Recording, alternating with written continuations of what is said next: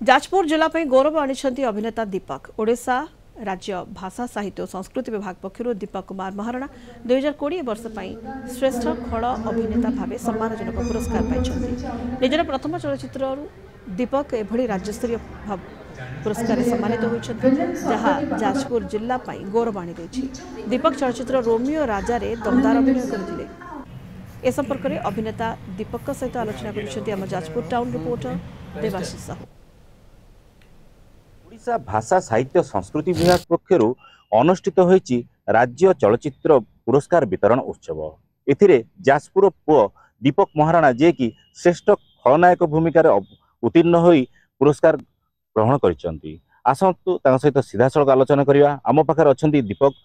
Kalinga TV के स्वागत करी। देखिए गतकाली जो अनुष्ठित होईची आपण श्रेष्ठत्व परिदर्शन करचंती एवं सेथिरे मध्ये पुरस्कार पाइचंती। कोन कहबे ए श्रेय काहाकू देबे?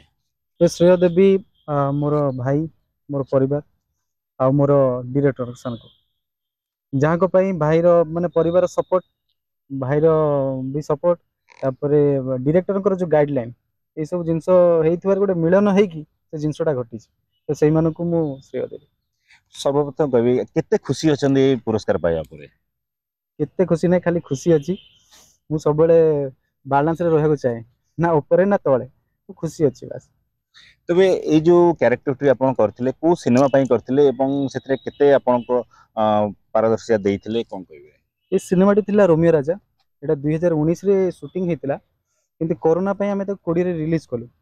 तो से समर माने 3 वर्ष तळर जो परिश्रम एबे हमकु मिलिछि। बहुत खुशी लागु जे हम सिनेमा 10टी अवार्ड पाइछि।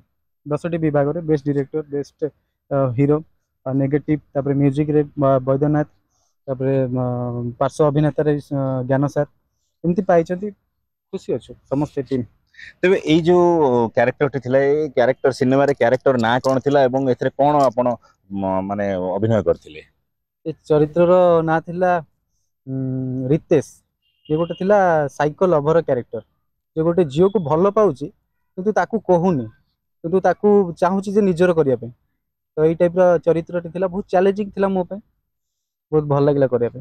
देखिए ए जो कैरेक्टर पई आपण आज श्रेष्ठत्व पई पुरस्कार पाइचंती तबे ए दर्शक मानक पई ए कैरेक्टर गोटे लाइन स्वप्न को आउ के देखिले मो मुंड भीतर नर्स पूरा खाली एपट सेपट हे जाए। सिनेमा तो मु जतले प्रथम फास्ट डे गली शूटिंग सेट को तो मो लाइफ रो प्रथम सिनेमा प्रथम कैमरा देखा सब प्रथम से दिन हेतिला। तो बहुत नर्वस थिली। गोटे गोटे टेक जाए 20टा 25टा टेक जाए अरे होनी जिनसटा कोन एटा इजीटा तमे करि परनो गोटे सीन थिला खाली।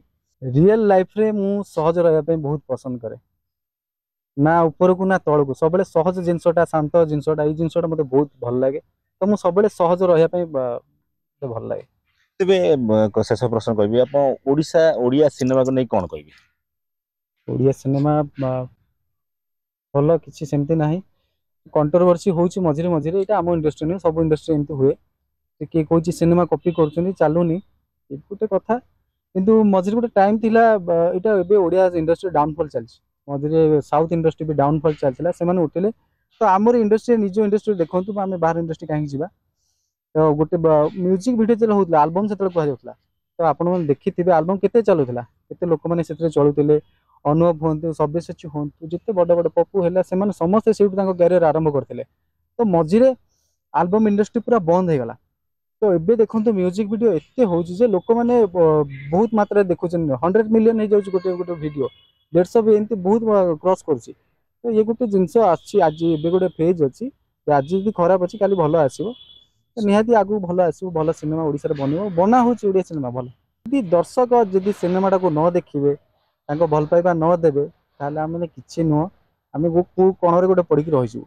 तो दर्शक होचन मूल दर्शक होचन भगवान तांकर भल पाइबा तांकर आशीर्वाद निहाती दरकार। शुणुले दीपक प्रतिक्रिया जो भली भाव से कहते दर्शक माने भगवान आज सी जहाँ कि पाई सिनेमा इंडस्ट्री पाई केवल दर्शक मान।